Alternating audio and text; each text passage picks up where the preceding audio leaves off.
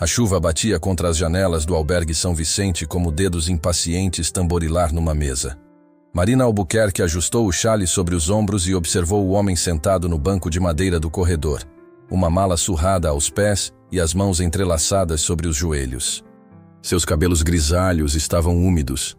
Não sabia se da chuva ou do suor nervoso, e seus olhos azuis percorriam o ambiente com a cautela de quem já havia perdido tudo uma vez. "Senhor Antônio?" ela chamou, sua voz ecoando no corredor silencioso. Ele ergueu o rosto, e Marina sentiu algo familiar naquele olhar. Não a pessoa, mas a expressão. A mesma que via no espelho há 3 anos, desde que decidira transformar a mansão herdada dos pais em um lar para pessoas em situação de vulnerabilidade. Era o olhar de quem carregava um peso invisível, uma culpa que ninguém mais conseguia enxergar. "Senhora Marina." Ele se levantou devagar, como se cada movimento fosse calculado para não incomodar. "Agradeço por me receber. Sei que não tenho muito a oferecer, mas..." "Pare." Ela interrompeu, notando como ele mantinha a cabeça ligeiramente baixa, como uma planta que se curvava não ao vento, mas à própria insegurança. "Aqui ninguém precisa se justificar. Apenas ser." Antônio Carlos da Silva, 52 anos, ex-contador, ex-marido, ex-pai presente. Os ex pesavam mais que qualquer bagagem. 3 meses antes, havia perdido o emprego após um erro que custara à empresa um contrato milionário. Não fora desonestidade, apenas um equívoco com uma vírgula que virou um ponto decimal. Mas no mundo corporativo, não há diferença entre erro e crime quando o prejuízo é grande o suficiente. A esposa pedira o divórcio na semana seguinte. "Não consigo mais te olhar e não ver o homem que nos levou à ruína", dissera, as palavras cortando mais fundo que qualquer lâmina. Os filhos, já adultos, tomaram o lado dela. Antônio não os culpava. Ele próprio havia perdido a confiança em si mesmo. "Venha, vou lhe mostrar seu quarto." Marina caminhou à frente, seus passos ecoando no piso de madeira encerada. Não é luxuoso, mas tem uma vista bonita do jardim. O quarto era simples, uma cama de solteiro, um guarda-roupa antigo e uma escrivaninha de madeira clara posicionada junto à janela. Antônio aproximou-se da vidraça e observou o jardim nos fundos da propriedade. Mesmo sob a chuva, conseguia distinguir canteiros organizados, uma pequena horta e, ao centro, uma árvore imensa que estendia seus galhos como braços protetores sobre todo o espaço. "É um ipê amarelo", explicou Marina, aproximando-se. "Meu pai o plantou quando eu nasci. 43 anos depois, ainda floresce todos os anos, mesmo depois das piores tempestades." Antônio assentiu em silêncio, mas algo naquela árvore o tocou profundamente. Talvez fosse a ideia de resistência, de continuar florescendo apesar de tudo. "Senhora Marina." Ele se virou, ainda hesitante. "Eu não pretendo ficar muito tempo, apenas até conseguir me reerguer. E gostaria de contribuir de alguma forma. Tenho experiência com números, organização." Ela o estudou por um momento. Havia algo naquele homem que ia além da aparente fragilidade. Uma dignidade silenciosa que não se curvava completamente, mesmo diante da adversidade. "Amanhã conversamos sobre isso", disse ela, caminhando em direção à porta. "Por ora, descanse. Jantar é às 7, se quiser se juntar a nós." Quando Marina fechou a porta, Antônio sentou-se na beirada da cama e olhou novamente para o jardim. A chuva havia diminuído e alguns raios de sol começavam a romper as nuvens escuras. Na árvore, pequenos botões amarelos despontavam entre os galhos molhados. Pela primeira vez em meses, ele permitiu-se acreditar que talvez ainda houvesse tempo para florescer novamente. Na manhã seguinte, Antônio desceu para o café da manhã e encontrou a casa em movimento silencioso. Uma senhora idosa lia jornal na varanda. Um homem de meia idade organizava medicamentos numa bandeja e uma jovem de não mais que 20 anos desenhava numa caderneta, sentada no chão da sala. "Bom dia", cumprimentou discretamente, dirigindo-se à cozinha. "Antônio!" Marina apareceu carregando uma travessa de pães caseiros. "Espero que tenha dormido bem." "Venha." Quero lhe apresentar algumas pessoas. Durante os próximos minutos, ele conheceu Dona Rosa, viúva que perdera a casa em uma enchente. Carlos, enfermeiro que cuidava da mãe doente e precisara de um lugar para ficar temporariamente. E Júlia, estudante de artes que havia saído de casa após um conflito familiar.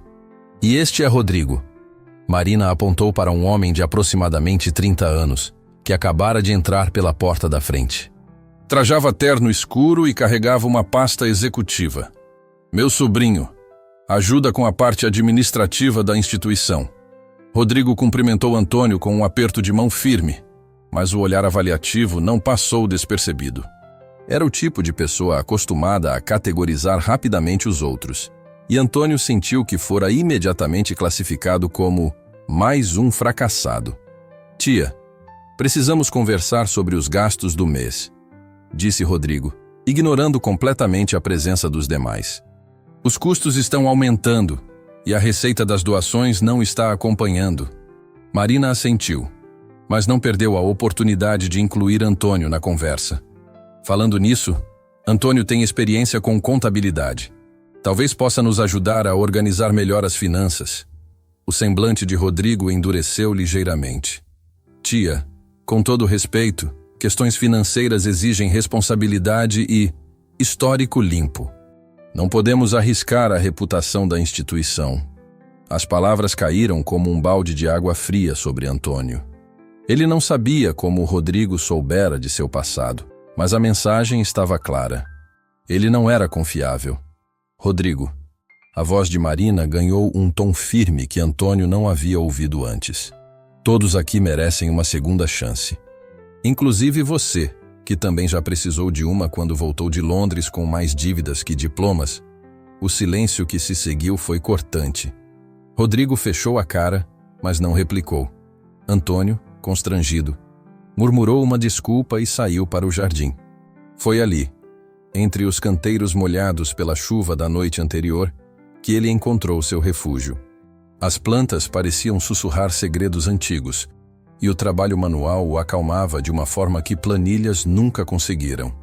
Marina o observou da janela da cozinha. Havia algo na forma como ele cuidava das plantas que a intrigava. Não era apenas conhecimento técnico, era zelo, quase devoção. Como se cada folha importasse pessoalmente para ele. 3 dias depois, ela tomou uma decisão que mudaria tudo. Antônio, preciso sair para resolver algumas coisas na cidade, disse ela colocando o casaco. Você poderia cuidar da casa por algumas horas? As chaves estão na mesa da cozinha, caso precise de algo. Era um teste, embora ela não tivesse certeza do que exatamente estava testando. No cofre do escritório, deixara alguns documentos importantes parcialmente visíveis e uma quantia em dinheiro que usava para emergências. A porta do escritório estava aberta, as chaves sobre a mesa e uma confiança frágil pairando no ar como incenso. Antônio passou a manhã cuidando do jardim, preparou o almoço para os moradores e organizou alguns livros na estante da sala. Quando passou pelo corredor, notou a porta do escritório entreaberta. Por um instante, hesitou. Lembrou-se das palavras de Rodrigo, da desconfiança que carregava como uma segunda pele. Empurrou a porta delicadamente e entrou apenas para fechá-la. Foi quando viu o cofre aberto. Seu coração disparou. Ali estava o teste que não sabia que estava fazendo. O dinheiro, os documentos, a oportunidade. E a tentação sussurrando baixinho em seus ouvidos. Antônio aproximou-se, observou por um momento as notas organizadas, os papéis importantes. Então, com gestos cuidadosos, fechou o cofre, girou a combinação e verificou se estava devidamente trancado. Fechou a porta do escritório e voltou para o jardim. Quando Marina retornou, encontrou-o regando as mudas de tomate com a paciência de um monge. Como foi amanhã? Perguntou ela, casual demais para ser natural. Tranquila, respondeu ele sem levantar os olhos das plantas. Fechei a porta do escritório que estava aberta. Espero que não se importe. Marina sentiu algo se mover em seu peito. Não era apenas alívio, era reconhecimento. Como quando se encontra uma moeda rara no meio de tantas comuns. Não me importo, não, disse ela sorrindo. Aliás, estava pensando... Que tal você assumir oficialmente o cuidado do jardim? Com uma pequena remuneração, claro. Antônio finalmente ergueu o rosto, e Marina viu lágrimas silenciosas escorrendo por suas bochechas. Eu não sei se mereço sua confiança, senhora Marina. A confiança não é algo que se merece, ela respondeu, tocando delicadamente em seu ombro. É algo que se constrói, dia após dia, escolha após escolha. E você acabou de fazer a primeira escolha certa. Naquela tarde, enquanto o sol se punha por trás do ipê amarelo, Antônio plantou suas primeiras sementes de esperança em muito tempo. 2 semanas se passaram, e a rotina no albergue ganhou um novo ritmo. Antônio acordava antes do nascer do sol, regava o jardim enquanto escutava o canto dos bem-te-vis e organizava as ferramentas com a precisão de um cirurgião preparando uma operação delicada. Cada planta tinha seu momento certo de ser cuidada, cada canteiro sua necessidade específica. Você conversa com elas? Júlia perguntou numa manhã, observando-o sussurrar algo para uma muda de manjericão que teimava em não crescer. Antônio corou ligeiramente, mas não parou o que estava fazendo. Minha avó dizia que as plantas ouvem melhor que as pessoas, respondeu, ajustando a terra ao redor da pequena muda. Elas não julgam, não interrompem, apenas absorvem o que você tem para oferecer. Júlia sentou-se ao lado dele, deixando o caderno de desenhos sobre a grama. Posso desenhar você cuidando delas? Há algo poético nisso. Ele hesitou por um momento, mas acabou concordando. Enquanto trabalhava, Júlia capturava no papel não apenas seus gestos, mas algo mais profundo, a dignidade silenciosa de um homem que havia encontrado propósito nas pequenas coisas. Do outro lado do jardim, Rodrigo observava a cena da janela do escritório, o senho franzido em desaprovação. Havia algo no novo morador que o incomodava profundamente. Não era apenas o fato de sua tia ter confiado as chaves da casa a um completo desconhecido. Era a forma como os outros moradores começavam a gravitar em torno de Antônio, como se ele fosse algum tipo de figura paterna silenciosa. Tia, ele abordou Marina quando ela entrou no escritório. Preciso falar sobre esse Antônio. O que tem ele? Fiz algumas pesquisas. Você sabia que ele foi demitido por negligência? Custou milhões à empresa anterior. Marina continuou organizando os papéis na mesa, mas sua expressão endureceu. E você sabia que ele fechou meu cofre quando o encontrou aberto? Que tem cuidado desta casa como se fosse sua própria família? Isso não apaga o passado dele, tia. As pessoas não mudam. Não? Ela se virou para encará-lo. Então me explique como você mudou de um jovem irresponsável que gastou a herança dos pais em apostas para o homem preocupado com finanças que é hoje. Rodrigo emudeceu. Havia verdade dolorosa naquelas palavras, mas seu orgulho não permitia admiti-lo. É diferente. Eu sou família. Família não é apenas sangue, Rodrigo. É escolha, cuidado, presença. E esse homem tem escolhido cuidar de todos nós todos os dias. Naquela tarde, um evento mudaria a dinâmica da casa para sempre. Dona Rosa, que havia saído para fazer compras, voltou em pânico, as mãos tremendo enquanto revirava a bolsa. Minha aliança! Ela gritava, as lágrimas escorrendo pelo rosto enrugado. A aliança do meu falecido marido, ela não está aqui. Todos se mobilizaram para ajudá-la a procurar. Reviraram a casa. Refizeram o caminho até o mercado, perguntaram aos vizinhos. Nada. A aliança de ouro simples, com 50 anos de casamento gravados no interior, havia desaparecido. Deve ter caído em algum lugar, tentou consolá-la Marina. Vamos continuar procurando. Não adianta, Dona Rosa soluçava. Era a única coisa que me restava dele. A única prova de que nosso amor foi real. Antônio, que havia permanecido calado durante toda a busca, aproximou-se dela. A senhora me permite revirar a terra do jardim? Às vezes objetos pequenos se escondem onde menos esperamos. Ela assentiu entre lágrimas, sem muita esperança. Durante 3 horas, Antônio cavou cuidadosamente cada canteiro. Peneirou a terra das composteiras. Examinou cada centímetro do jardim com a paciência de um arqueólogo. Quando o sol já se punha, ele encontrou algo brilhando junto às raízes do ipê amarelo. "Dona Rosa!" chamou, a voz carregada de emoção. A aliança estava ali, como se a árvore a tivesse guardado em segurança. Dona Rosa caiu nos braços de Antônio, chorando de gratidão. Os outros moradores aplaudiram, e até mesmo Marina não conseguiu conter as lágrimas. "Como você soube procurar ali?" perguntou Júlia, admirada. "A senhora costuma se sentar na sombra da árvore todas as tardes", respondeu Antônio, limpando a terra das mãos. "As pessoas deixam parte de si nos lugares onde encontram paz." Rodrigo observou tudo da janela, uma estranha sensação se formando em seu peito. Não era admiração.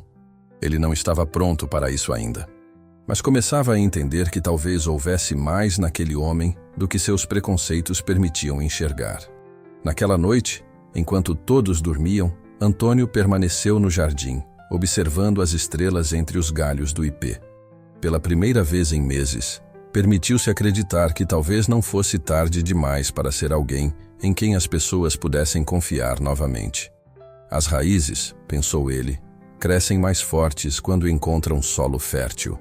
E ali, naquela casa cheia de almas feridas, mas generosas, ele começava a sentir suas próprias raízes se aprofundando. O outono chegou devagar ao albergue São Vicente, pintando as folhas do ipê de tons dourados que dançavam ao vento como moedas antigas.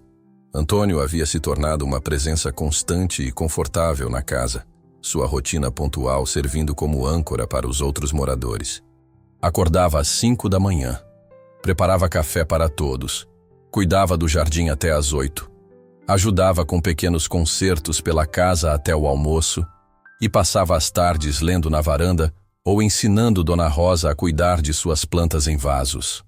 Marina observava essa transformação silenciosa com crescente admiração. O homem quebrado que chegara 3 meses antes havia se tornado o coração silencioso da casa, o porto seguro de pessoas que, como ele, haviam perdido seus rumos na vida. Mas nem toda mudança é bem recebida por todos. Numa manhã de terça-feira, enquanto Antônio podava as roseiras próximas à entrada, chegou um carro preto luxuoso. Dele desceu um homem de meia idade, terno impecável e expressão severa. Era doutor Henrique Brandão, membro do conselho diretor da fundação que financiava parte das atividades do albergue. Senhora Marina, cumprimentou formalmente, seus olhos percorrendo o jardim com aprovação. Que belo trabalho de paisagismo. Contratou um novo jardineiro? Na verdade, é o Antônio. Marina apontou para ele, que continuava trabalhando concentrado. Um dos nossos moradores. Tem um talento natural para isso. Doutor, Brandão ergueu as sobrancelhas surpreso. Um morador? Interessante. E ele tem experiência anterior com jardinagem? Não profissionalmente. Marina hesitou, percebendo onde a conversa poderia levar. Mas tem se mostrado extremamente dedicado e... Senhora Marina, Dr. Brandão a interrompeu, baixando a voz. Preciso ser direto. Recebemos algumas informações preocupantes sobre um dos seus novos moradores. Um homem chamado Antônio Carlos da Silva.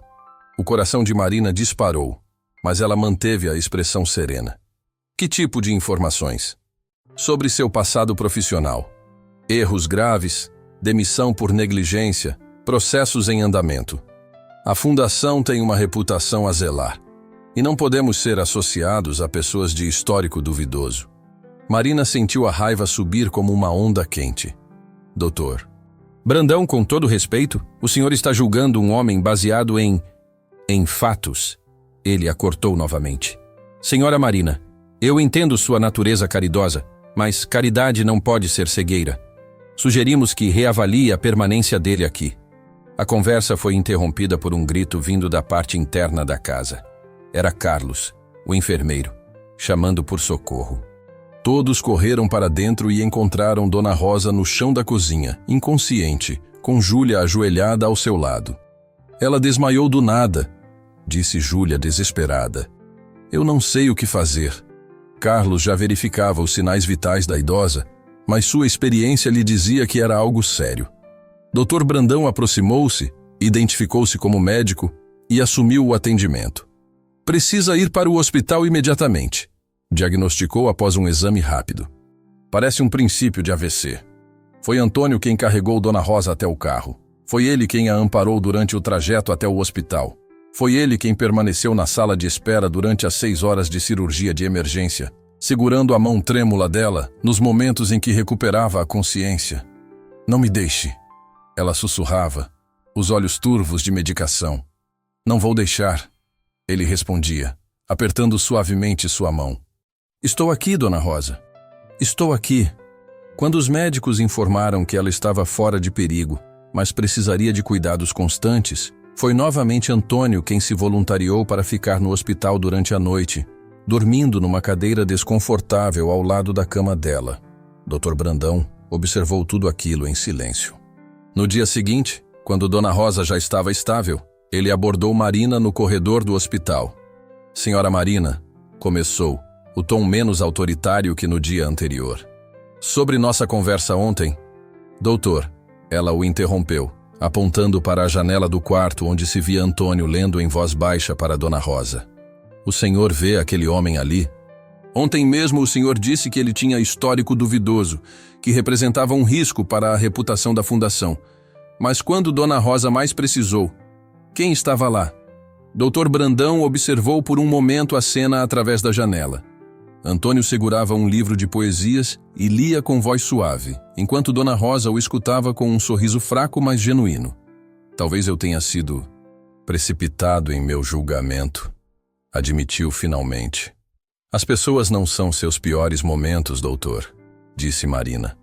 São a soma de suas escolhas diárias, de seus gestos quando ninguém está olhando, de como tratam aqueles que não podem oferecer nada em troca.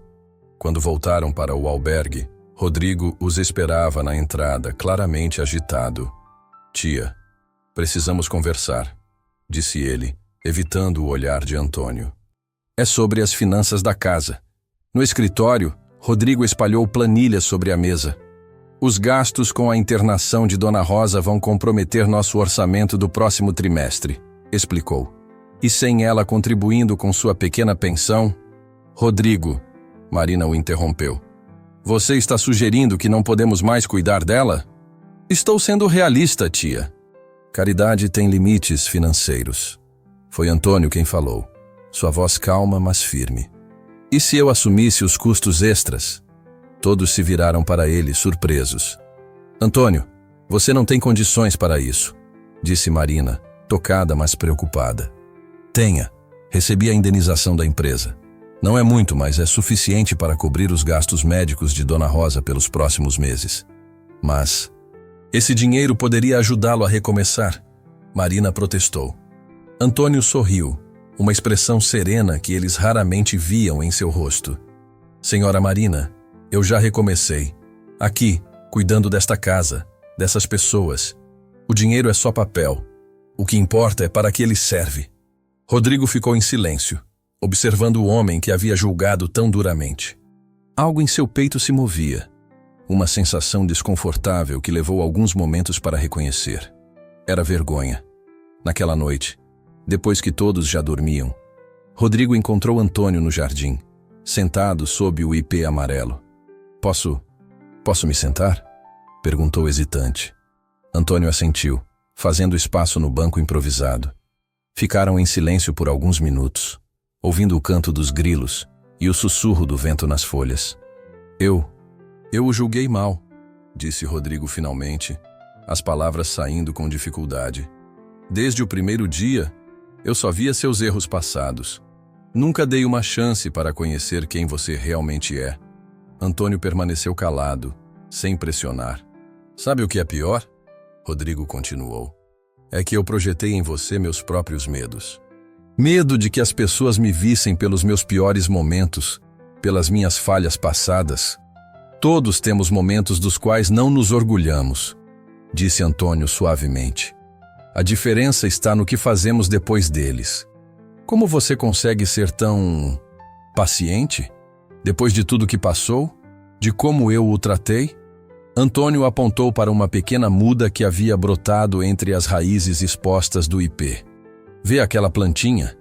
Nasceu num lugar que parece impossível, entre as raízes de uma árvore gigante. Poderia desistir, aceitar que não há espaço para ela, mas escolheu crescer mesmo assim. E sabe o que aconteceu? A árvore grande a protege do vento forte, e ela, em troca, ajuda a terra a ser mais rica. Rodrigo observou a pequena muda, entendendo a metáfora. Às vezes é preciso parar de lutar contra as raízes dos outros e começar a crescer junto com elas, concluiu Antônio. Naquela noite, duas coisas mudaram no albergue São Vicente. Rodrigo começou a ver Antônio não como uma ameaça, mas como um exemplo. E Antônio, pela primeira vez em meses, se permitiu a ser. Acreditar que talvez pudesse ser mais que seus erros passados. O perdão, descobriu ele, não era algo que se recebia. Era algo que se construía, escolha após escolha, gesto após gesto, dia após dia. Os meses seguintes trouxeram uma transformação silenciosa, mas profunda ao albergue São Vicente. Antônio havia se tornado não apenas o jardineiro unoficial da casa, mas também uma espécie de confidente silencioso para os outros moradores. Sua presença tranquila e sua capacidade de ouvir sem julgar criavam um espaço seguro onde as pessoas se permitiam ser vulneráveis. Júlia, que inicialmente o vira apenas como um senhor gentil, começou a compartilhar com ele suas inseguranças sobre o futuro. Carlos pedia conselhos sobre como lidar com a pressão de cuidar da mãe doente. Mesmo Dona Rosa, já recuperada do AVC, mas ainda frágil, encontrava nele um ouvido atento para suas memórias do falecido marido. Você tem um dom, Marina disse-lhe numa tarde, observando-o ensinar Júlia a plantar sementes de girassol. As pessoas confiam em você naturalmente.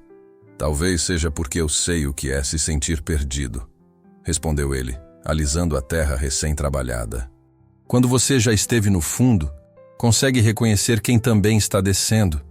Foi nessa época que chegou ao albergue uma nova moradora. Célia, uma mulher de 40 e poucos anos que havia perdido a casa em um incêndio. Trazia consigo apenas uma mala pequena e um vaso com uma planta quase morta, a única coisa que conseguira salvar das chamas. É uma violeta africana, explicou ela a Antônio, lágrimas nos olhos.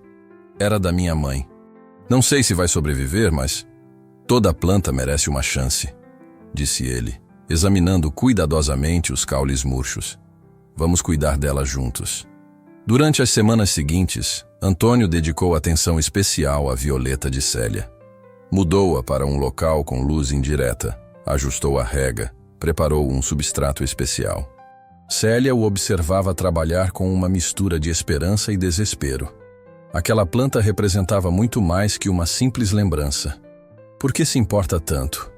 Perguntou ela certo dia, vendo-o verificar delicadamente as raízes da planta. Porque você se importa, respondeu ele simplesmente. E às vezes é isso que uma planta precisa para sobreviver. Alguém que acredite nela. A violeta começou a mostrar sinais de vida. Pequenos brotos verdes surgiram dos caules aparentemente mortos, e Célia chorou quando viu a primeira folha nova se desdobrando. É um milagre, sussurrou ela. Não, disse Antônio sorrindo. É resistência. A planta nunca desistiu, apenas estava se preparando para crescer novamente. Mas nem tudo eram flores no albergue. Rodrigo, apesar de ter desenvolvido um respeito genuíno por Antônio, ainda enfrentava pressões externas. Doutor. Brandão, influenciado por outros membros do conselho, voltou a questionar a presença de Antônio na instituição. Rodrigo, disse ele durante uma reunião. Entendo que sua tia tem apreço pelo homem, mas fatos são fatos. Ele representa um risco legal para a fundação. E se algo acontecer? E se ele se envolver em algum escândalo? Doutor Brandão, o senhor conhece Antônio pessoalmente? Perguntou Rodrigo, surpreendendo-se com sua própria coragem em defendê-lo. Não é necessário. Seu histórico fala por si. Então permita-me contar sobre o histórico que ele está construindo aqui. Rodrigo se inclinou para a frente. Nos últimos 6 meses, ele cuidou de uma idosa durante uma emergência médica, Transformou nosso jardim no mais bonito da vizinhança. Mediou conflitos entre moradores, ensinou habilidades de jardinagem para jovens em risco e fez tudo isso sem pedir nada em troca. Doutor. Brandão permaneceu em silêncio, mas era óbvio que as palavras de Rodrigo haviam causado impacto. Além disso, continuou Rodrigo, nossa taxa de reincidência entre os moradores caiu para quase zero desde que ele chegou. As pessoas se sentem acolhidas, respeitadas. Isso não aparece em planilhas, mas deveria aparecer em nossas prioridades. Naquela mesma semana, um evento inesperado colocaria à prova toda a confiança que Antônio havia construído. Durante a madrugada de uma quinta-feira, o alarme de incêndio do albergue disparou. Antônio foi o primeiro a acordar, e o cheiro de fumaça o levou diretamente à cozinha, onde encontrou uma das panelas no fogão completamente carbonizada e o fogo se espalhando pelos armários próximos. Sem hesitar, ele desligou o gás, pegou o extintor e controlou as chamas antes que se alastrassem. Em seguida, acordou todos os moradores e os levou para o jardim, garantindo que estavam seguros antes de permitir que os bombeiros entrassem. Foi você quem causou isso? Perguntou um dos bombeiros, notando que Antônio estava coberto de fuligem. Não, eu apaguei o fogo, respondeu ele calmamente. Alguém deve ter esquecido uma panela no fogão. Dona Rosa, ainda confusa pelo susto, murmurou algo sobre ter ido à cozinha durante a noite para preparar um chá, mas não conseguia se lembrar de ter deixado alguma coisa no fogo. A medicação pós-AVC às vezes afetava sua memória.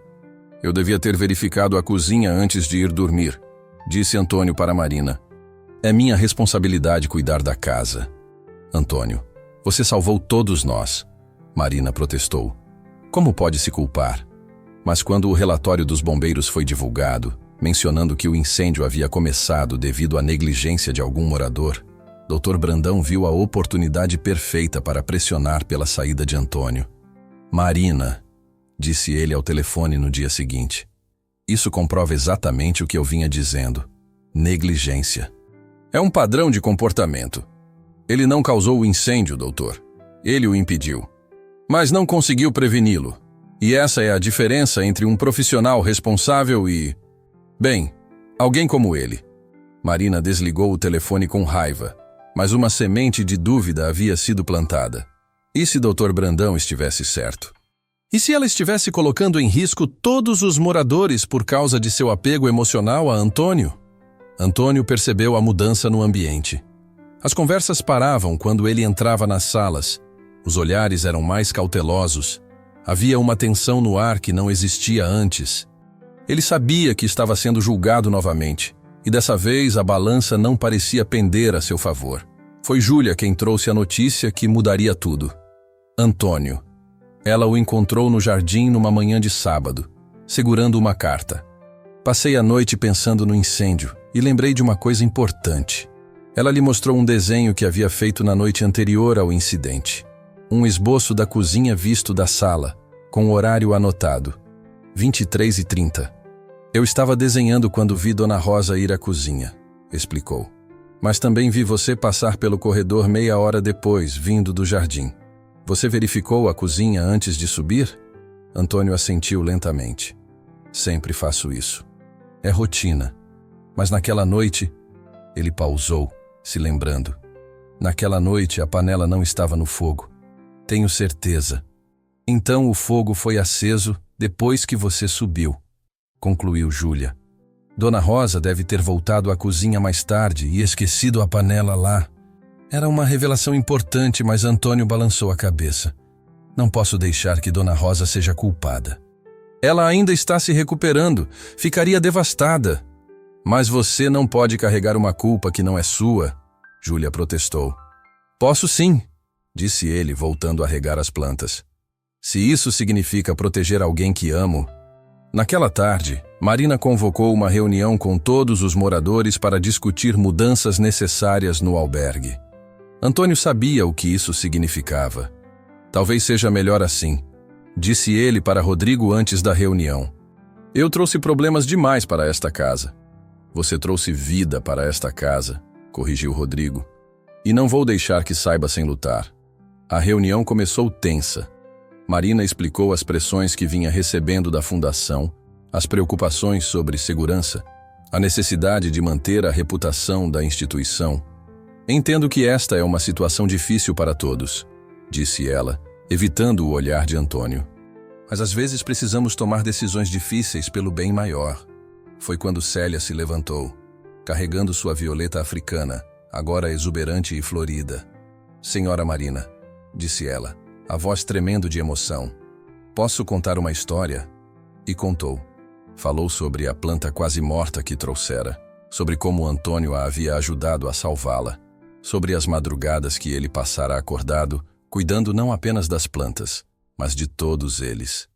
Ele me ensinou que algumas coisas precisam morrer um pouco para poder renascer mais fortes, disse ela, as lágrimas escorrendo pelo rosto. E que às vezes a pessoa que mais se importa é aquela que menos fala sobre isso. Carlos se levantou em seguida. Antônio me ajudou a entender que cuidar de alguém não é um fardo, é um privilégio. Quando minha mãe teve uma crise, ele ficou comigo no hospital a noite toda, sem que eu pedisse. Dona Rosa foi a próxima, apoiando-se na bengala com mãos trêmulas. Esse homem, disse ela, apontando para Antônio, me salvou quando todos achavam que eu ia morrer. Não só no hospital, mas todos os dias, me lembrando que ainda tenho valor. Um por um, todos os moradores se levantaram para falar sobre como Antônio havia tocado suas vidas. Até mesmo alguns vizinhos que haviam se juntado à reunião testemunharam sobre as mudanças positivas que haviam visto no albergue. Rodrigo foi o último a falar. Tia, disse ele, olhando diretamente para Marina. Há 6 meses, eu via este homem como uma ameaça. Hoje, eu o vejo como um exemplo do tipo de pessoa que eu gostaria de ser. Se a fundação não consegue reconhecer valor quando ele está bem na frente deles, talvez o problema não seja dele. Marina observou Antônio, que havia permanecido em silêncio durante toda a reunião, os olhos fixos no chão. Quando finalmente ergueu o rosto, ela viu não apenas humildade, mas também uma dignidade inabalável. Eu entendo se precisarem que eu vá embora, disse ele suavemente. Mas quero que saibam que estes foram os meses mais importantes da minha vida. Vocês me ensinaram que é possível recomeçar, que é possível ser mais que nossos piores momentos. Marina sentiu algo se quebrar em seu peito. Levantou-se, caminhou até Antônio e colocou as mãos em seus ombros. Antônio Carlos da Silva, disse ela, a voz firme e clara. Você não vai a lugar nenhum. Se a fundação tem problemas com isso, eles que arranjem outro lugar para investir o dinheiro deles. Esta casa não se vende. O silêncio que se seguiu foi quebrado por aplausos. Primeiro de Júlia, depois de Carlos, em seguida de todos os presentes. Antônio chorou abertamente pela primeira vez desde que chegara ao albergue, mas eram lágrimas de alívio, de gratidão, de pertencimento. Naquela noite, ele permaneceu no jardim até tarde, observando suas plantas sob a luz da lua. As violetas de Célia haviam se multiplicado e agora formavam um pequeno canteiro colorido. As roseiras que ele podara meses antes estavam cobertas de botões prontos para florescer. Às vezes, pensou ele, as flores mais bonitas são aquelas que crescem no asfalto rachado, nas condições mais difíceis, alimentadas apenas pela teimosia de quem se recusa a desistir. E ali, naquela casa cheia de almas feridas mas resilientes, ele havia aprendido que o perdão não era um destino, mas uma jornada. Uma jornada que se fazia passo a passo, escolha a escolha, flor a flor. O inverno chegou suave ao albergue São Vicente, trazendo consigo manhãs de névoa que envolviam o jardim como um manto protetor. Antônio havia desenvolvido uma rotina que incluía não apenas o cuidado das plantas, mas também a manutenção emocional da casa. Conhecia os humores de cada morador pelo som de seus passos, sabia quando alguém precisava de companhia ou de solidão, e havia se tornado o guardião silencioso dos pequenos segredos que fazem uma casa se tornar um lar. Foi durante uma dessas manhãs nebulosas que Marina encontrou uma carta em sua mesa, sem remetente, mas com seu nome escrito numa caligrafia elegante. Dentro, uma única frase. Algumas sementes precisam ser plantadas em terreno sagrado. Você escreveu isso? Perguntou ela a Antônio quando o encontrou preparando mudas na estufa improvisada que ele havia construído nos fundos da propriedade. Ele examinou a carta balançando a cabeça. Não é minha letra, mas posso estar enganado sobre o que significa. E o que você acha que significa? Antônio continuou transplantando uma pequena muda de jasmim, seus movimentos precisos e cuidadosos. Há alguns lugares que guardam histórias especiais. Lugares onde pessoas importantes deixaram parte de si. Talvez alguém queira que a senhora saiba de uma dessas histórias. Durante os dias seguintes, Marina começou a notar pequenos sinais espalhados pela casa. Flores cortadas apareciam em locais específicos. Uma rosa branca na mesa do escritório onde seu pai costumava trabalhar, um ramo de lavanda na poltrona favorita de sua mãe, um buquê de margaridas no parapeito da janela do quarto que pertencera ao seu irmão mais novo, morto num acidente aos 16 anos. Alguém conhece muito bem esta casa, comentou ela com Rodrigo. E conhece nossa família. Foi Júlia quem primeiro notou Antônio saindo da casa antes do amanhecer, carregando uma pequena cesta. Curiosa, ela o seguiu discretamente e o viu caminhando em direção ao antigo cemitério da cidade, localizado numa colina a cerca de 20 minutos a pé do albergue. Ali, ela o observou ajoelhar-se diante de 3 túmulos e depositar flores frescas em cada um deles. Permaneceu em silêncio por alguns minutos, como se estivesse conversando com pessoas invisíveis. Depois se levantou e caminhou em direção a uma seção mais antiga do cemitério. Júlia o seguiu à distância e viu quando ele parou diante de uma lápide simples, sem flores, claramente abandonada há anos. Leu o nome gravado na pedra: Esperança Silva da Costa, 1935-1998, mãe devotada.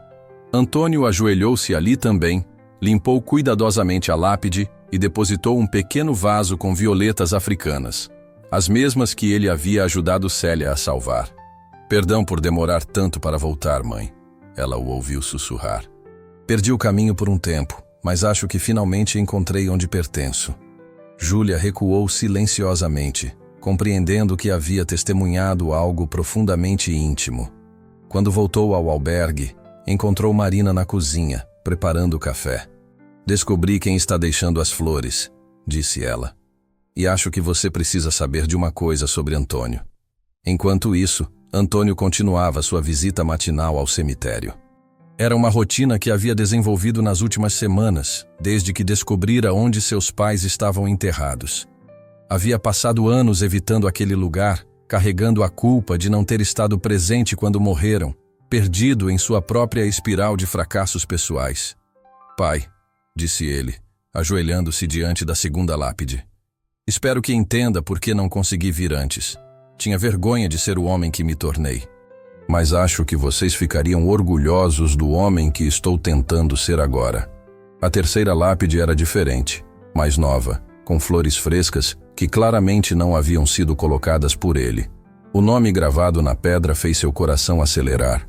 Eduardo Albuquerque, 1965-2010, pai amado, esposo dedicado. Era o pai de Marina. E alguém havia estado ali recentemente. Antônio. Ele se virou e encontrou Marina parada a alguns metros de distância, segurando um buquê de crisântemos amarelos. Senhora Marina. Ele se levantou rapidamente, constrangido por ter sido descoberto. Eu... Posso explicar? Não precisa explicar. Ela se aproximou e colocou as flores na lápide. Júlia me contou que você vem aqui todas as manhãs. E me contou sobre sua mãe. Eles permaneceram em silêncio por um momento, lado a lado diante do túmulo. Meu pai gostaria de saber que você cuida de suas plantas, disse Marina finalmente. Ele sempre disse que um jardim bem cuidado era reflexo de uma alma bem cuidada. Foi ele quem plantou o ipê amarelo? Foi, no dia em que eu nasci. Disse que queria que eu crescesse sabendo que algumas coisas permanecem, mesmo quando tudo mais muda. Antônio assentiu, compreendendo. Por isso as flores na casa. Você está mantendo viva a memória deles. Nós estamos. Ela o corrigiu. Você trouxe vida de volta àquela casa, Antônio. Uma vida que eu não conseguia criar sozinha. Caminharam juntos de volta ao albergue, compartilhando histórias de seus pais, descobrindo conexões inesperadas entre suas vidas. Marina soube que a mãe de Antônio havia trabalhado como costureira e que seu pai fora jardineiro numa escola pública. Antônio descobriu que o pai de Marina havia sido professor da mesma escola onde seu pai trabalhara. É como se nossos caminhos sempre estivessem se cruzando, observou Marina. Só levou tempo para percebermos. Quando chegaram ao albergue, encontraram Dr. Brandão esperando na entrada, acompanhado de 2 outros homens de terno. Senhora Marina, cumprimentou formalmente. Trouxe alguns membros do conselho para uma visita de avaliação. Esperamos que não se importe. Marina sentiu o estômago se contrair. Sabia que aquela não era uma visita de cortesia. Claro que não, respondeu mantendo a compostura. Antônio, que tal nos ajudar com um tour pela propriedade? Durante a próxima hora, os visitantes inspecionaram cada canto do albergue, examinaram a contabilidade, entrevistaram moradores, fizeram anotações em suas pranchetas. Antônio permaneceu discretamente presente, cuidando de suas tarefas habituais, mas Marina notou como sua postura se tornava mais rígida a cada olhar avaliativo dos homens. O jardim está impressionante, comentou um dos conselheiros, observando os canteiros organizados e as plantas exuberantes. Vocês contrataram um paisagista profissional? Na verdade, foi o Antônio quem desenvolveu todo este trabalho, disse Marina, colocando a mão no ombro dele. Os 3 homens trocaram olhares significativos. Ah, sim, o Sr. Silva, disse Dr. Brandão. Sobre isso precisamos conversar em particular, Sra. Marina. No escritório, com a porta fechada, Dr. Brandão foi direto ao ponto. Marina, a situação se tornou insustentável. Temos informações de que o Sr. Silva tem envolvimento com problemas legais mais sérios do que imaginávamos. Que tipo de problemas? Um dos conselheiros abriu um dossiê. Além da demissão por negligência, há registros de processos por danos morais movidos por ex-colegas. Aparentemente, suas decisões financeiras afetaram negativamente várias famílias. Marina sentiu o chão se abrir sob seus pés. Vocês verificaram a veracidade dessas informações? Não é nossa função verificar, respondeu o Dr. Brandão. Nossa função é proteger a reputação da fundação. E não podemos mais tolerar essa associação. E se eu recusar? Então a fundação será forçada a retirar seu apoio financeiro. Completamente. O silêncio pesou no ar como chumbo derretido. Marina sabia que sem o apoio da fundação, o albergue não poderia continuar funcionando. Todos os moradores ficariam desabrigados novamente. Quanto tempo tenho para decidir? Até o final da semana, disse Dr. Brandão, fechando o dossiê. Sinto muito, Marina. Mas às vezes precisamos sacrificar um pela segurança de muitos. Quando os homens partiram, Marina permaneceu sozinha no escritório, olhando pela janela para o jardim onde Antônio ensinava Célia a podar roseiras. Ele sorria genuinamente, apontando para os botões que começavam a se formar, explicando pacientemente sobre o timing certo para cada corte. Como poderia olhar para aquele homem e acreditar que ele fosse capaz de causar dano intencional a qualquer pessoa? Mas como poderia também arriscar o futuro de todos os outros moradores? Naquela noite, ela não conseguiu dormir. Caminhou pela casa silenciosa, parando diante de cada quarto onde pessoas que haviam perdido tudo encontraram uma segunda chance. Parou finalmente na janela da sala, observando Antônio no jardim, cuidando das plantas, mesmo na escuridão, usando apenas a luz de uma pequena lanterna. Algumas decisões, pensou ela, definem não apenas nosso futuro, mas nossa alma. E a decisão que enfrentava testaria ambas. A semana que se seguiu à visita do conselho foi a mais tensa na história do albergue São Vicente. Marina tentava manter a normalidade, mas havia uma névoa de preocupação que pairava sobre a casa, como uma tempestade se aproximando. Os moradores percebiam que algo estava errado, embora ninguém soubesse exatamente o que. Antônio, com sua sensibilidade aguçada para os humores da casa, foi o primeiro a notar a mudança no comportamento de Marina. Ela evitava seu olhar. Suas conversas eram breves e formais, e ele a pegou várias vezes observando-o da janela com uma expressão que não conseguia decifrar. Fiz alguma coisa errada? Perguntou ele na quarta-feira, encontrando-a na cozinha preparando o café da manhã. Por que pergunta isso? A senhora parece distante, como se estivesse se preparando para algo difícil. Marina parou o que estava fazendo e finalmente o encarou. Nos olhos dela, ele viu uma tristeza profunda que o fez recuar instintivamente. Antônio, se eu lhe perguntasse sobre seu passado, sobre as pessoas que foram afetadas por suas decisões profissionais, você seria completamente honesto comigo? A pergunta caiu como um punho no estômago. Antônio sentiu-se novamente como o homem quebrado que chegara àquela casa meses antes. Sempre fui honesto com a senhora, respondeu ele, mas sua voz saiu mais fraca do que pretendia. Mesmo sobre os processos, sobre as famílias que perderam dinheiro por causa de seu erro, o silêncio que se seguiu foi ensurdecedor. Antônio agarrou-se à pia da cozinha, os nós dos dedos esbranquiçando. Como a senhora soube? Isso importa? O que importa é que você não me contou. Não contei porque tinha vergonha. Ele se virou para encará-la, lágrimas se formando em seus olhos. Não eram apenas números numa planilha, senhora Marina. Eram pessoas reais. Famílias que perderam suas economias por causa de um erro meu. Um erro que eu cometeria 1000 vezes para evitar, mas que não posso desfazer. Marina sentiu seu coração se partir.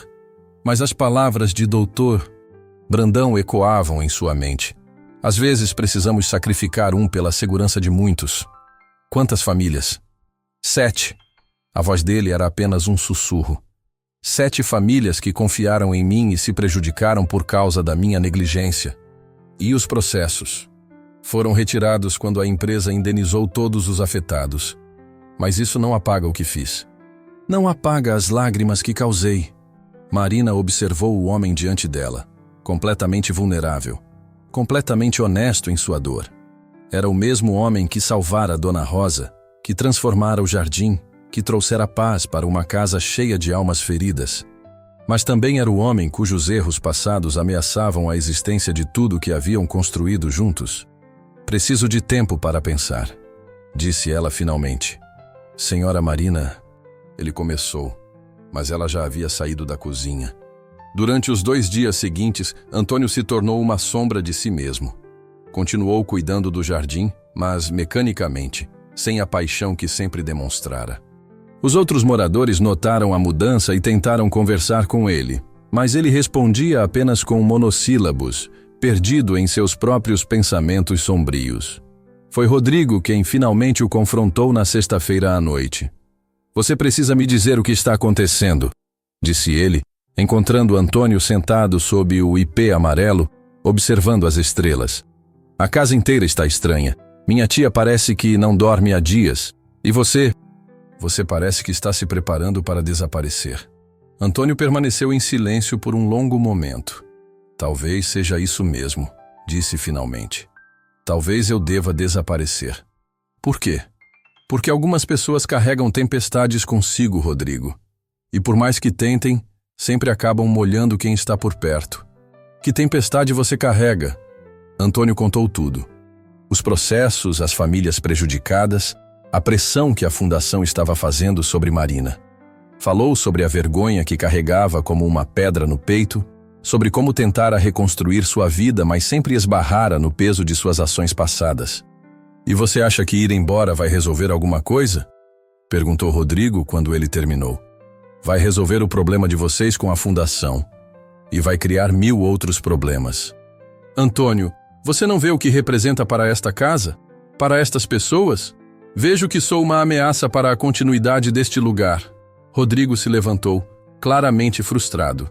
Sabe qual é seu problema? Você está tão ocupado olhando para trás que não consegue ver o que construiu pela frente. O que você quer dizer? Vem comigo. Rodrigo o levou até a cozinha, onde abriu uma gaveta e retirou um envelope grosso. Chegou ontem, explicou. É para você. Antônio abriu o envelope com mãos trêmulas. Dentro havia 7 cartas, cada uma escrita à mão, cada uma assinada por uma família diferente. A primeira era de Maria Santos. Senhor Antônio, soube através de conhecidos mútuos que o senhor trabalha agora cuidando de pessoas. Quero que saiba que, apesar do que aconteceu há 2 anos, reconheço que o senhor sempre foi honesto conosco. O erro foi doloroso, mas a forma como a empresa lidou com a situação, indenizando rapidamente todos os afetados, nos mostrou que havia pessoas de caráter envolvidas no processo. Soube que o senhor usou seu próprio dinheiro para complementar algumas indenizações que considerava insuficientes. Isso não passou despercebido. Desejo-lhe paz e sucesso em sua nova vida. As outras cartas seguiam o mesmo tom. Não absolvição completa, mas reconhecimento de sua humanidade, de seus esforços para remediar o erro, de sua honestidade durante todo o processo doloroso. Como elas me encontraram? Perguntou Antônio, as lágrimas escorrendo livremente por seu rosto. Uma delas trabalha no hospital onde você cuidou de Dona Rosa, explicou Rodrigo. Te reconheceu, conversaram entre si e decidiram escrever. Aparentemente, você fez muito mais para ajudá-las do que imagina. Antônio releu as cartas, cada palavra se gravando em sua alma como bálsamo sobre feridas antigas. Mas isso não muda o fato de que a fundação pode ir para o inferno, disse Marina, aparecendo na entrada da cozinha. Ambos se viraram surpresos. Ela estava de pijama e robe. Claramente havia descido porque ouvira vozes, mas sua expressão era determinada. Tia! Rodrigo se levantou. Passei a semana tentando decidir entre manter você aqui e manter a fundação feliz, disse ela, olhando diretamente para Antônio. Mas essas cartas me fizeram perceber que estava fazendo a pergunta errada. Qual era a pergunta certa? Antônio se levantou também, enxugando os olhos. A pergunta certa era: que tipo de pessoa eu quero ser? Alguém que abandona um homem bom por causa de pressões externas? Ou alguém que luta pelo que é certo, independentemente do custo? Marina se aproximou dele, colocando as mãos em seus ombros. Antônio Carlos da Silva, você não vai a lugar nenhum. Se a fundação não consegue ver o valor do que você representa, então não merece estar associada ao que construímos aqui. Mas o dinheiro, os outros moradores, vamos encontrar uma forma. Sempre encontramos uma forma quando é realmente importante. Naquela noite, os 3 permaneceram na cozinha até o amanhecer, planejando como manter o albergue funcionando sem o apoio da fundação. Rodrigo sugeriu uma campanha de crowdfunding, Marina falou sobre contatos na prefeitura, Antônio ofereceu o resto de sua indenização. Não vai ser fácil, disse Marina quando o sol começou a despontar no horizonte. As melhores coisas nunca são, respondeu Antônio, observando pela janela o jardim que havia se tornado sua obra-prima. Mas algumas coisas valem a pena lutar por elas. Algumas pessoas também, acrescentou Rodrigo, sorrindo para o homem que havia aprendido a chamar de amigo. Quando desceram para o jardim para observar o nascer do sol, encontraram algo inesperado. Todos os outros moradores já estavam lá, sentados sob o ipê amarelo, esperando por eles. Nós soubemos, disse Dona Rosa, apoiando-se em sua bengala. Paredes finas, você sabe. E? Perguntou Marina nervosa. E nós decidimos que, se for preciso, vamos todos procurar trabalho para ajudar a manter esta casa funcionando, disse Carlos. Porque esta não é apenas uma casa de acolhimento. É nossa família. Célia segurava seu vaso de violetas africanas, agora multiplicadas em dezenas de mudas. Antônio me ensinou que as plantas mais bonitas crescem onde são mais amadas, disse ela. E este lugar, essas pessoas, são onde todos nós florescemos. Júlia levantou seu caderno de desenhos. Já comecei a documentar nossa história. Se vamos enfrentar isso juntos, que pelo menos o mundo saiba que vale a pena lutar por lugares como este. Antônio olhou ao redor, para aquelas pessoas que haviam se tornado sua família escolhida, para o jardim que havia crescido sob seus cuidados, para a casa que o acolhera quando não tinha para onde ir. A tempestade ainda se aproximava. A luta pela sobrevivência do albergue seria árdua, mas pela primeira vez em anos, ele não se sentia sozinho para enfrentá-la. Algumas batalhas, percebeu, são grandes demais para serem lutadas sozinho, mas pequenas demais para serem perdidas quando se tem as pessoas certas ao lado. 6 meses depois da confrontação com a fundação, O albergue São Vicente havia se transformado em algo que nenhum deles poderia ter imaginado. O que começara como uma casa de acolhimento silenciosa, tornara-se um centro comunitário vibrante, conhecido em toda a cidade como um exemplo de como pessoas feridas podem se curar umas às outras.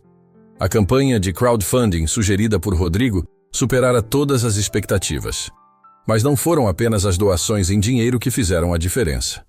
Foram as cartas, os e-mails, as visitas de pessoas que haviam ouvido falar da história do albergue e queriam contribuir de alguma forma. Um engenheiro aposentado ofereceu-se para reformar gratuitamente o telhado. Uma nutricionista começou a dar aulas semanais sobre alimentação saudável. Estudantes universitários criaram um programa de tutoria para jovens em situação de risco. O que Marina havia construído sozinha floresceu em uma rede de apoio que ela jamais sonhara ser possível. No centro de tudo estava Antônio, que havia encontrado em si mesmo uma vocação que não sabia possuir. Suas aulas de jardinagem se tornaram legendárias na vizinhança. Crianças vinham aprender sobre o tempo das plantas, adolescentes encontravam na terra uma forma de canalizar suas frustrações, adultos descobriam que era possível começar de novo, mesmo quando tudo parecia perdido. Professor Antônio chamou uma menina de 8 anos numa manhã de primavera, correndo até ele com uma muda de girassol nas mãos. Minha semente germinou! Ele se ajoelhou para ficar na altura dela, examinando cuidadosamente a pequena planta. Está linda, Sofia. Vê como as primeiras folhas são diferentes das que vão crescer depois? As plantas sabem que precisam se adaptar para sobreviver. Como as pessoas. Exatamente como as pessoas. Marina observava essa cena da janela da cozinha, onde preparava sanduíches para o almoço comunitário que acontecia todos os sábados. O que havia começado como uma refeição simples para os moradores se transformara em um evento semanal que reunia vizinhos, voluntários e qualquer pessoa que precisasse de uma refeição quente e companhia. Tia, chegou mais uma carta, disse Rodrigo, entrando na cozinha com um envelope oficial nas mãos. Marina secou as mãos e o abriu, esperando mais uma cobrança ou comunicado burocrático. Em vez disso, encontrou uma proposta inesperada. O que é? Perguntou Rodrigo, notando sua expressão de surpresa. É da prefeitura. Eles querem oficializar o albergue como centro de referência em reinserção social. Incluí-lo no orçamento municipal, fornecer apoio técnico e eles querem que Antônio seja o coordenador pedagógico do projeto. Rodrigo sorriu. Você vai contar para ele? Acho que podemos esperar até depois do almoço. Deixe-o aproveitar este momento. Lá fora, Antônio havia se juntado a um grupo de adolescentes que participavam do programa de jardinagem terapêutica. Eram jovens que haviam passado por situações difíceis. Alguns haviam saído de abrigos, outros enfrentavam problemas familiares. Todos carregavam cicatrizes invisíveis que a sociedade insistia em ignorar. Senhor Antônio, disse Marcos, um rapaz de 16 anos que chegara ao programa 3 meses antes, visivelmente agitado. A planta que eu plantei está morrendo. As folhas estão ficando amarelas. Antônio se aproximou do canteiro onde Marcos cuidava de uma pequena amoreira. Vamos ver o que está acontecendo, disse ele, ajoelhando-se para examinar a planta. Você tem regado todos os dias? Sim, senhor. 2 vezes por dia, como o senhor ensinou. Ah, aí está o problema. Esta planta está recebendo água demais. Vê como a terra está encharcada. Às vezes, quando queremos muito ajudar alguma coisa a crescer, acabamos sufocando-a com cuidado excessivo. Marcos observou a planta com nova compreensão. É como minha mãe adotiva. Ela me controla tanto que, às vezes, eu sinto que não consigo respirar. E como você acha que podemos resolver isso com a planta? Parando de regar por alguns dias? Deixando ela respirar? Exato. E na sua vida? Marcos ficou pensativo por um momento.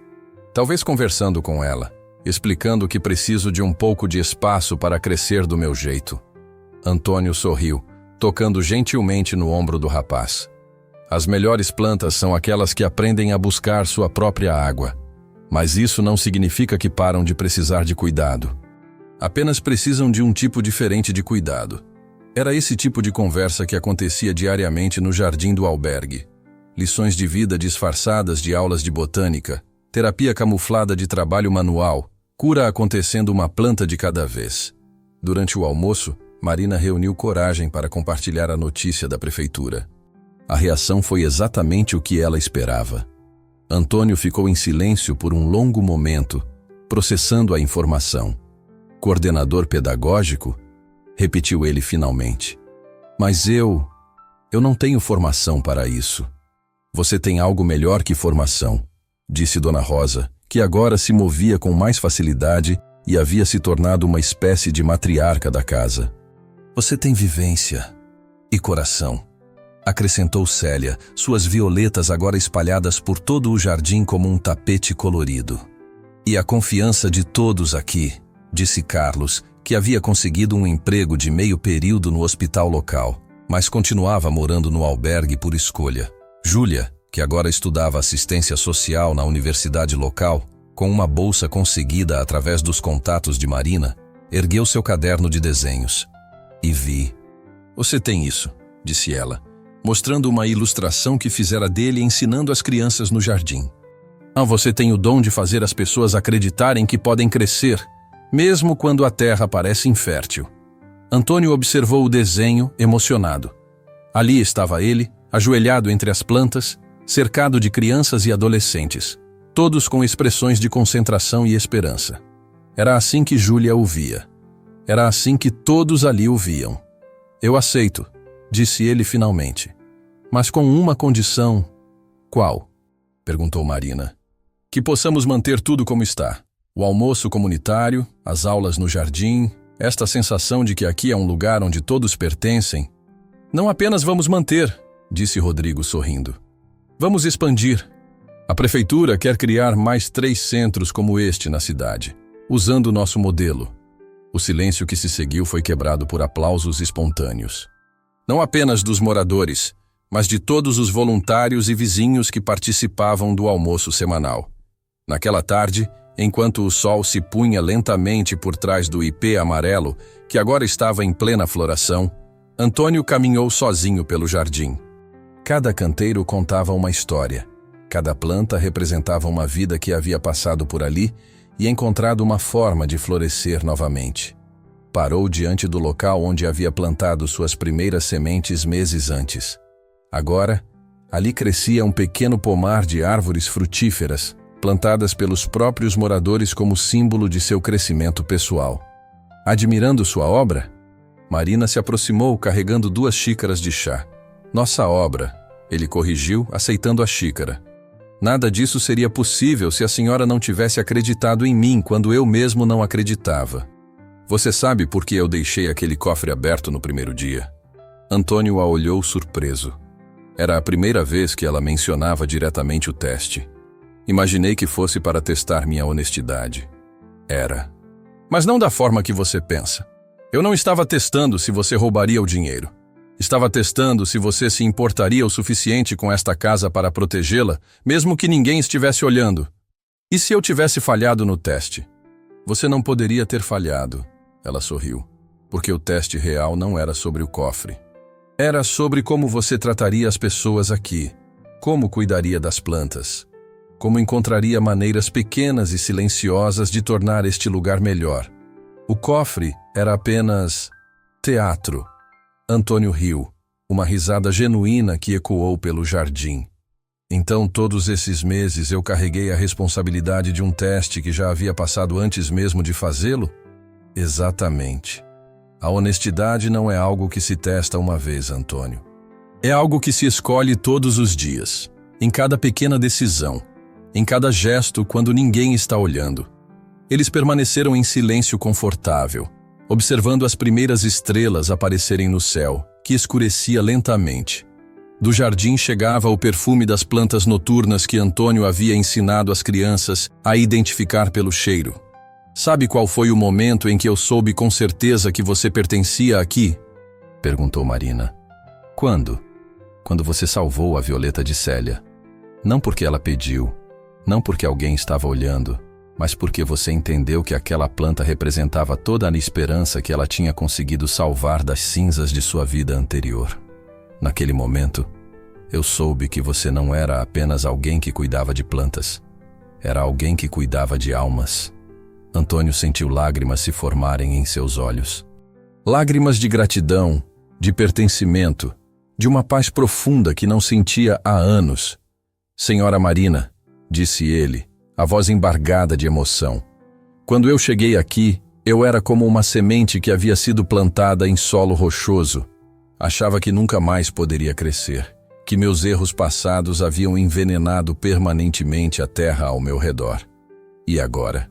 Agora eu entendo que não importa onde uma semente cai inicialmente. Se ela encontrar as pessoas certas, o cuidado certo, o amor certo, ela sempre pode encontrar uma forma de criar raízes e florescer. Marina colocou a mão sobre a dele, um gesto simples que selou anos de confiança construída dia após dia. Bem-vindo ao lar, Antônio Carlos da Silva. Bem-vindo ao lugar onde você sempre pertenceu. Naquela noite, pela primeira vez desde que chegara ao albergue São Vicente, Antônio dormiu sem sonhar com cofres abertos ou testes não resolvidos. Sonhou, em vez disso, com jardins infinitos onde cada planta tinha seu lugar. Cada pessoa encontrava sua forma de florescer, e cada alma ferida descobria que ainda havia tempo para recomeçar. Do lado de fora, o ipê amarelo espalhar suas flores douradas ao vento. Cada pétala carregando consigo a promessa silenciosa de que a primavera sempre retorna, mesmo após os invernos mais longos e frios. E no albergue São Vicente, uma casa que havia se tornado o lar para tantas almas perdidas, a verdade mais simples e poderosa de todas continuava se repetindo: que o amor, como as melhores sementes, sempre encontra uma forma de crescer, mesmo nos lugares mais improváveis. Antônio não havia apenas passado no teste do cofre. Havia descoberto que o verdadeiro tesouro nunca estivera no dinheiro deixado propositalmente à vista. Estivera sempre nas pessoas que haviam escolhido confiar nele, nas mãos que haviam se estendido para ajudá-lo a se levantar, no jardim que crescera sob seus cuidados como prova viva de que todo fim pode ser um novo começo. E assim, sob as estrelas que testemunhavam silenciosamente os milagres pequenos e cotidianos da redenção humana, a história do homem que havia chegado quebrado e descoberto que ainda podia florescer chegava ao seu final mais perfeito. Não um fim, mas um novo começo, plantado em solo fértil e regado com esperança.